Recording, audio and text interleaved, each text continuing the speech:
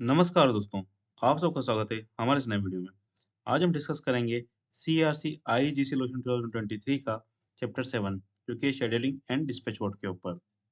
हमारा जो फॉर्मेट है वो ऑब्जेक्टिव फॉर्मेट में रहेगा। चैप्टर 7 किसके बारे में डिस्कशन करता है? तो जो भी पावर का शेड्यूलिंग होता है, उसका प्रोसीजर क्या होता है, उसका टाइमलाइन क्या होता है, इंजेक्शन और जो ड्रॉ शेड्यूल है वो किस तरीके से प्रिपेयर किया जाता है, जो भी इंटर स्टेट या क्रॉस बॉर्डर ट्रांज़ैक्शंस होता है, उनका इन्फॉर्मेशन एक्सचेंज करने का मॉडुलरिटीज़ क्या-क्या होता है, कंट्रोल एरिया का जुरिसडिक्शन किस तरीके से डिसाइड किया जाता है और उनमें पावर का मैनेजमेंट किस तरीके से किया जाता है। एंटिटीज़ और उनके जुरिसडिक्शन को किस तरीके से डिसाइड किया जाता है। मान लीजिए कोई भी एंटिटी है, अगर वो विद इन द स्टेट अगर क पावर को ट्रांसमिट कर रही है, तो वो एसएलडीसी के अंदर आएगा।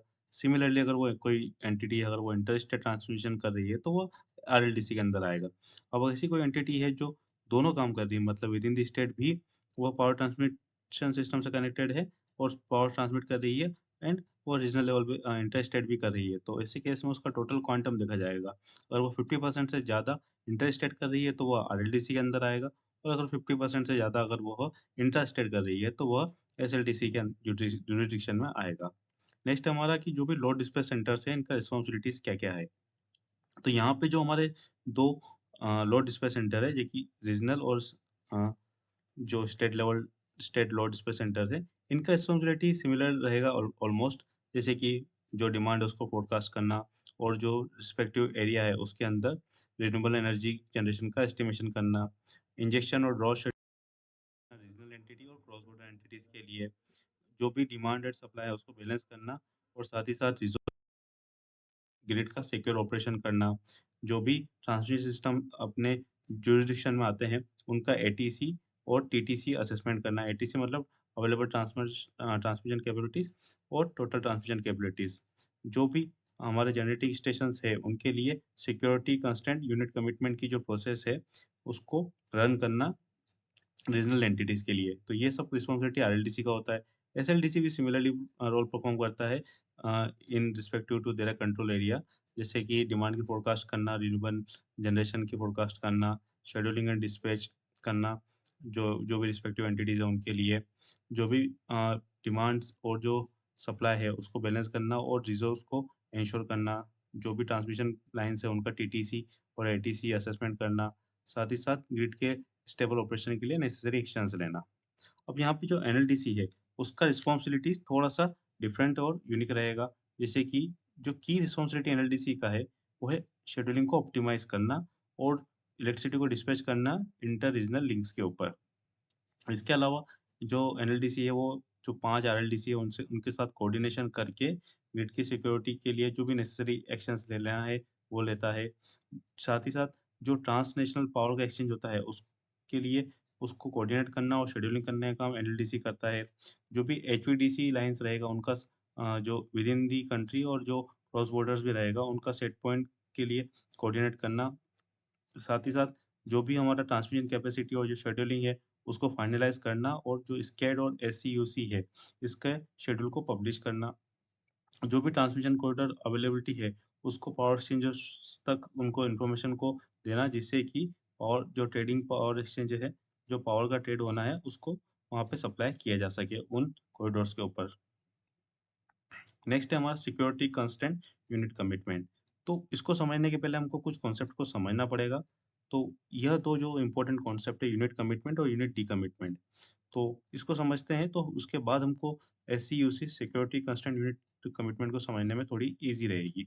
तो जैसे कि हम जानते हैं कि हमारा जो इंडिया का डिमांड है वो करंटली 250 225 गीगावाट के अराउंड था, जो कि रिसेंटली अभी नोट किया गया था और जो हमारा इंस्टॉल्ड कैपेसिटी है वो अराउंड 410 गीगावाट के आसपास है। तो आप सब देख सकते हैं कि हमको जो 225 को गीगावाट हमको पावर चाहिए और हमारे पास 410 गीगावाट का इंस्टॉल्ड है। मतलब हम कुछ सिलेक्शन हमारे पास रहता है कि हमको कौन-सी यूनिट्स को चलाना है, कौन-सी यूनिट को हमको नहीं चलाना है। तो ये जो डिसीज़न होता है, यह डिसीज़न हम किस बेसिस पे लेते हैं जिससे कि हमारी मतलब हमारे पास बेसिकली 2 क्राइटेरिया होते हैं, एफिशिएंसी और रिलायबिलिटी। और हम इन दोनों चीज़ों को ध्यान में रख के अगर कौन-सी यूनिट को चलाना है, कौन-सी यूनिट को बंद करना है, ये डिसीज़न लेते हैं, तो इस प्रोसेस को यूनिट कमिटमेंट बोला जाता है। मतलब हमारे पास डिमांड है, अब उस डिमांड को हमको फुलफ़िल करना है। तो उसके लिए हम कौन से रिसोर्सेज़ यूज़ करेंगे, जो एफ़िशिएंट और रिलायबल रहेंगी। इसको और एग्ज़ाम्पल से समझते हैं हम।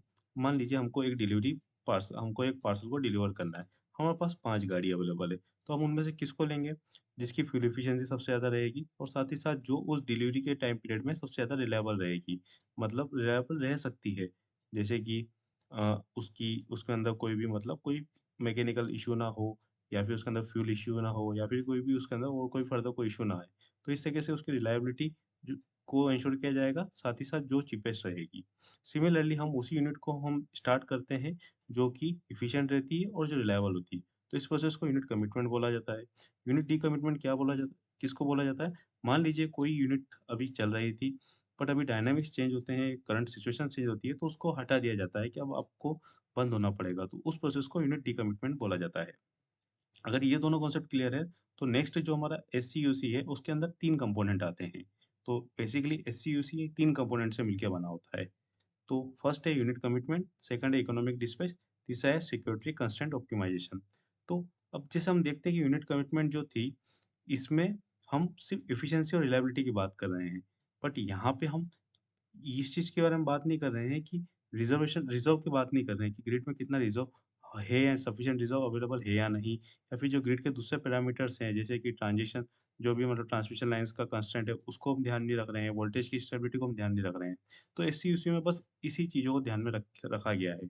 तो फर्स्ट जो कंपोनेंट है एससीयूसी का, वो यूनिट कमिटमेंट ही है। मतलब हमने यूनिट कमिटमेंट हमारे एससीयूसी का कोर पार्ट है, मतलब एफिशिएंसी और रिलायबिलिटी तो होना ही चाहिए। सेकंड जो है हमारा इकोनॉमिक डिस्पैच, मतलब हमको बेस्ट पावर लेवल को डिसाइड करना है, जिससे कि हमको चीपेस्ट पावर जनरेटर से मिल सके और साथ ही साथ जो हमारे ग्रिड के जो रूल्स है वो भी फॉलो हो सके। तो इस वाले कॉन्सेप्ट में हम इकोनॉमिक डिस्पैच को इसको एसयूसी के अंदर कंसीडर करते हैं। थर्ड जो हमारा है सिक्योरिटी कंस्ट्रेंट ऑप्टिमाइजेशन। इसके अंदर हम बेसिकली जो एडुकेट रिज़र्व हमारे पास अवेलेबल है या नहीं, उन्हीं यूनिट को हमको रन करना है जो हमको एडुकेट रिज़र्व प्रोवाइड करेगी। साथ ही साथ वोल्टेज स्टेबिलिटी और ट्रांसमिशन लाइन में फ्लो लिमिट तो नहीं आ रही है। मतलब अब मान लीजिए हमारे पास जो इंडिया का ज्योग्राफी है, हमको पावर का जो कंज़म्पशन है मान लीजिए गुजरात में है। अब अगर हम मान लीजिए सारा जो चीपेस्ट पावर है जो कि ईस्टर्न रीजन हमारे इंडिया के उसमें जहाँ ज़्यादा रहेगा, क्योंकि वहाँ पे पीट हेड प्लांट ज़्यादा है। तो ऐसा तो नहीं कि हम वहाँ के सारे प्लांट्स को जस्ट बिकॉज़ ऑफ इसलिए चला दें क्योंकि वहाँ का चीप है। क्योंकि जो ट्रांसमिशन कॉरिडोर है उसकी भी उसके अंदर भी तो कंस्ट्रेंट रहेगा। तो हमको जो वेस्टर्न साइड के प्लांट्स हैं उनको भी चलाना ही पड़ेगा, क्योंकि जो ट्रांसमिशन की जो कंस्ट्रेंट है उसको दूर करने के लिए। तो इस तरीके से इन पैरामीटर्स को भी ध्यान में रखा जाता है before starting and stopping any units. तो यह जो फैक्टर है यह भी एससीयूसी के अंदर कंसीडर किया जाता है। बेसिकली एससीओसी जो है यूनिट कमिटमेंट, इकोनॉमिक डिस्पैच और सिक्योरिटी कंस्ट्रेंट इन ऑप्टिमाइजेशन, इन तीनों कंपोनेंट से मिलके बना होता है। तो अगर हम इसकी एक डेफिनिशन देखें तो एससीओसी क्या होता है? बेसिकली एससीओसी एक मैथमेटिकल मॉडल है जो कि इन तीनों जो कंपोनेंट्स हैं, इनको यूज़ करके किन पावर जनरेटिंग यूनिट्स को स्टार्ट करना है, किनको बंद करना है, यह डिसाइड करता है और ध्यान में रखता है कि उन्हीं यूनिट को सर्विस में लिया जाए या फिर यूनिट को बंद किया जाए, जिससे कि मैक्सिमम रिज़र्व हमारे पास ग्रिड के ऑपरेशन के लिए अवेलेबल रहे और साथ ही साथ ग्रिड में एफिशिएंसी और रिलायबल ऑपरेशन भी हो सके। अब यूनिट कमिटमेंट और यूनिट डीकमिटमेंट थ्रू एससीओसी क्या होता है? अब एससीओसी जब एक बार रन होता है तो उसमें वो कुछ यूनिट्स को कमिट किया जाता है कि अब आप मतलब उनको एज़ डिमांड को मीट करने के लिए उनको चलाया जाएगा और कुछ यूनिट को बंद किया जाएगा, क्योंकि वो किसी भी रीज़न से हो सकता है। पावर मतलब जो ट्रांसमिशन लाइन्स है उनका कंस्ट्रेंट हो सकता है या फिर उनका कॉस्ट हो सकता है या फिर उनकी रिलायबिलिटी हो सकता है। तो किसी भी यूनिट से उनको बंद किया जा सकता है। तो उसको हम यूनिट डीकमिटमेंट बोलेंगे और अगर किसी को चलाया जा रहा है तो उसको यूनिट कमिटमेंट बोला जाएगा। जैसा कि आप डायग्राम में देख सकते हैं, यह एक बहुत ही बेसिक डायग्राम है एससीयूसी का, जिसमें हम 5 रीजन्स को डिनोट किया गया है। यह नॉर्थ रीजन है, यह वेस्ट रीजन, सदर्न रीजन और नॉर्थ ईस्ट रीजन और ईस्ट रीजन। इसमें 4 कलर्स डिनोट किए गए हैं। जो ग्रीन रीजन है, यह बताता है कि initially own and decommitted by SCUC. Blue colour बताता है initially own and committed by SCUC. Yellow colour बताता है initially under RSD and revived by SCUC. और जो पर्पल कलर है, वो डिनोट करता है initially under RSD and decommitted by SCUC. अब इसमें क्या है ना कि कोई-कोई यूनिट्स है, इन्हीं 4 स्टेट में रहेगा जब भी एससीयूसी के अंदर किसी यूनिट को कमिट किया जाएगा या फिर डीकमिट किया जाएगा। या तो वो चल रहा होगा तो उस टाइम पे उसको ऑलरेडी कमिट किया जाएगा या फिर वो चल रहा है तो उस टाइम उसको डीकमिट कर सकते हैं। या तो यूनिट आरएसडी में है तो उसको कमिट कर रहे हैं या फिर कोई यूनिट आरएसडी में है तो उसको डीकमिट कर रहे हैं। तो इस डायग्राम को अगर आपको डिटेल में समझना है तो आप कमेंट बॉक्स में मेंशन कर दीजिएगा। हम इसको डिटेल में एक्सप्लेन करेंगे कि किस तरीके से इसमें शेड्यूलिंग होता है। नेक्स्ट है हमारा कि एसयूसी का ट्रिगर कैसे होता है। तो एसयूसी का ट्रिगर बेसिकली एनएलडीसी करता है आरएलडीसी के कोऑर्डिनेशन के साथ। ऐसा तब किया जाता है कि जब ऐसा एंटीसिपेट किया जाए कि जो ग्रिड में रिजर्व है वह कम हो रहे हैं, जो भी एंसिलरी सर्विस रेगुलेशन है उसके अकॉर्डिंग। तो ऐसा कब हो सकता है? मान लीजिए कोई एक्सट्रीम वेदर कंडीशन हो जाए या फिर बहुत ज़्यादा लोड का डिमांड फ़ोरकास्ट किया जा रहा है, ट्रांसमिशन नेटवर्क में कंजेशन हो रहा है या फिर जो फ़ोरकास्ट की गई थी डिमांड की, उसमें कुछ एरर आ जाता है, जनरेशन आउटेज हो जाता है बहुत सारा या फिर जो ऑपरेटिंग कंडीशन है वो सडनली चेंज हो जाती है या फिर कोई मेजर कंटीजेंसी आती है। तो इस केस में हमारे पास जो रिज़र्व्स है, हो सकता है कि वो कम हो जाए, जो कि एज़ पर हमारे एंसिलरी सर्विस गाइडलाइंस है उसके अकॉर्डिंग। तो उस केस में एससीओसी को ट्रिगर किया जाता है। कौन-कौन से टेक्निक्स एससीओसी मैथमेटिक्स मॉडल में यूज़ की जाती है? तो यहाँ पे बेसिकली 3 मैथमेटिक्स मॉडल में टेक्निक यूज़ की जाती है।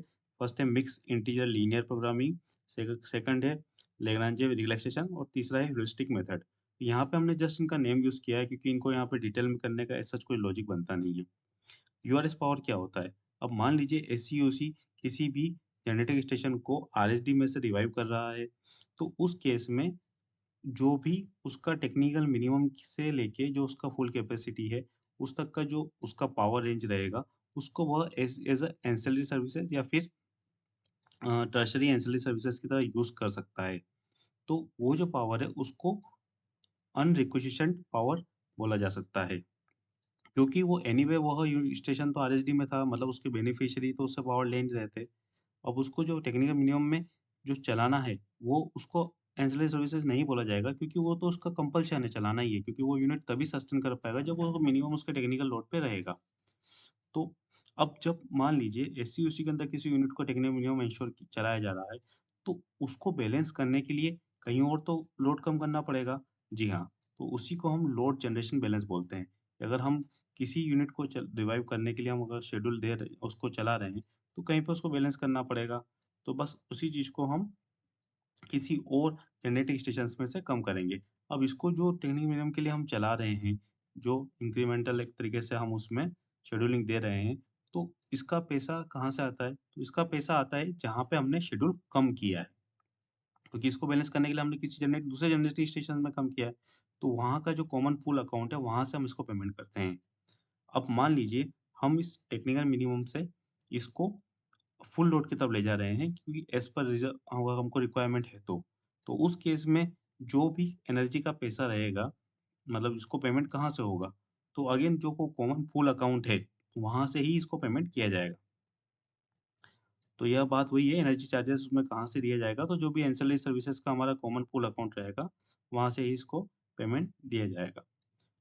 Unit under shutdown.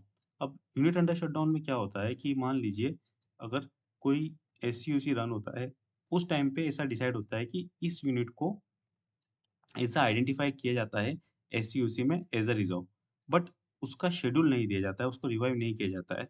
तो उस केस में जो यूनिट और उसका जो शेड्यूल है, वो टेक्निकल मिनिमम से कम चला जाता है। किस तो बेनिफिशियरी हमने मान लीजिए जितना उसका टेक्निकल मिनिमम है उतना नहीं दिया, पर कुछ पोर्शन दिया है। तो उस केस में जो यूनिट ओनर है, उस या फिर जो जेस्टेशन ओनर है, उसके पास डिसीज़न रहता है कि वो चाहे तो आरएसडी में जा सकता है, मतलब वो शट डाउन कर सकता है। बट उसके पास कंपल्शन रहेगा कि जो भी उसका बेनिफिशियरी है, उसको पावर सप्लाई देना ही पड़ेगा। अब उसके पास 2 मेथड्स हैं। फर्स्ट मेथड ये है कि या तो वो कोई कॉन्टैक्ट कर ले जो भी पावर मार्केट रेगुलेशन से रन होगा या फिर उसी की जो पेरेंट कंपनी है या फिर कहीं उसी का जो दूसरा जनरेटिंग स्टेशन है, वहाँ से उस पावर को सप्लाई करने के लिए बोले। तो ये 2 मेथड से वो बेनिफिशियरी को पावर दे सकता है और वह उसको कंपल्शन है देना ही पड़ेगा। नेक्स्ट है हमारा procedure for scheduling and dispatching interstate transactions. तो जो भी पावर का इंटरस्टेट ट्रांज़ैक्शन होता है, उसका शेड्यूलिंग प्रोसीजर क्या होता है, उसका टाइमलाइन क्या होता है, उसको अभी हम देखेंगे। मान लीजिए अगर हमको किसी दिन का अगर शेड्यूलिंग करना है, तो यह प्रोसेस 1 दिन पहले से ही स्टार्ट हो जाता है। उसके 1 दिन पहले मतलब 6 बजे से। तो मान लीजिए अगर हमको 2nd ऑफ नवंबर को पावर का शेड्यूलिंग करना है, तो 1 नवंबर सुबह 6 बजे से प्रोसेस स्टार्ट होता है। तो कैसे होता है? यह एक जनरलाइज़ हम समझेंगे। हो सकता है किसी केस में यह वेरी करे, हो सकता है इसमें और भी कुछ स्टेप्स ऐड होए, पर हमें हम एक ब्रॉड एरिया मतलब एक ब्रॉड कॉन्सेप्ट को समझते हैं बस अभी। तो फर्स्ट है हमारा कि सुबह 6 बजे जितने भी जनरेटिंग स्टेशंस हैं, वो अपना DC, ramp rate, technical minimum और जो मेगावाट आवर कैपेबिलिटीज़ है, उसको डिक्लेयर करते हैं। 7 बजे जो आरएलडीसी है, वह एंटाइटलमेंट को डिक्लेयर करता है according to DC declared by generating stations. जो 8 बजे जो भी एंटिटीज़ हैं, वो अपना रिक्वेस्ट जो इलेक्ट्रिसिटी का है, वो प्रोवाइड करते हैं आरएलडीसी को। 8:15 पे जो ट्रांसमिशन कॉरिडोर्स हैं, इनकी अवेलेबिलिटी को इंश्योर किया जाता है कि वो सफिशिएंट पावर अ, ट्रांसमिट करने के लिए अवेलेबल है या भी नहीं। फिर उसके हिसाब से अगेन जो बेनिफिशियरी है वो रिवाइज़्ड रिक्वेशन देते हैं ट्रांसमिशन कॉरिडोर की अवेलेबिलिटी को देख के। फिर 9 बजे जो आरएलडीसी है वह पावर का ड्रॉल्स और जो इंजेक्शन शेड्यूल है उसको पब्लिश करता है और साथ ही साथ 9 बजे ही जो जनरेटर्स हैं, उनके पास एक ऑप्शंस रहता है, वो चाहे तो अपनी जो भी उनको शेड्यूल मिला है, उसका कुछ पोर्शन रिन्यूएबल एनर्जी से भी अ, मतलब उसको एक्सचेंज कर सकते हैं, अगर उनके पास ऐसी फैसिलिटी अवेलेबल है तो। फिर साढ़े 9 बजे जो आरएलडीसी है, वह जो टीजीएन है मतलब जो टेम्परेरी जनरल नेटवर्क एक्सेस जो एंटिटीज़ हैं, जो कि बल्क कंज्यूमर हो सकता है, जो कि मतलब आईएसटीएस सिस्टम से कनेक्टेड है, उनका रिक्विजिशन मतलब लेते हैं पावर का और 9:45 पे जो आरएलडीसी है, वो एक फाइनल जो भी पावर का रोल और इंजेक्शन शेड्यूल को पब्लिश करता है। फिर 10 बजे से 11 बजे के बीच में जो भी पोर्शन रहता है पावर का, जो किसी जनरेटिंग स्टेशन का, जो किसी बेनिफिशियरी ने क्लेम नहीं किया है, उस पे बेनिफिशियरी कंसेंट देता है कि हाँ, मुझे इसकी पावर की ज़रूरत नहीं है। फिर उसके बाद उस पावर को डे अहेड मार्केट में बेचा जाता है। फिर 1 बजे तक जो आरएलडीसी है, वो डे अहेड मार्केट का शेड्यूल फाइनलाइज़ कर देता है और एनएलडीसी को डिस्पैच कर देता है। अब जो सिक्योरिटी कंस्ट्रेंट यूनिट कमिटमेंट होता है, वो 2 बजे से स्टार्ट होता है। फिर एनएलडीसी 2 बजे ऐसी जनरेटिंग स्टेशंस की लिस्ट पब्लिश करता है, जिनका जो शेड्यूल है, वो टेक्निकल मिनिमम से कम जा रहा है। मतलब उनको बंद होना पड़ेगा। तो इसके लिए वो बंद ना हो, तो वो बेनिफिशियरी को एक मौका और देता है कि आप चाहे तो आप इन जनरेटिंग स्टेशन को शेड्यूल देके, इनको टेक्निकल मिनिमम तक ला सकते हैं, जिससे कि इनकी यह कंटीन्यूअस चल सकें।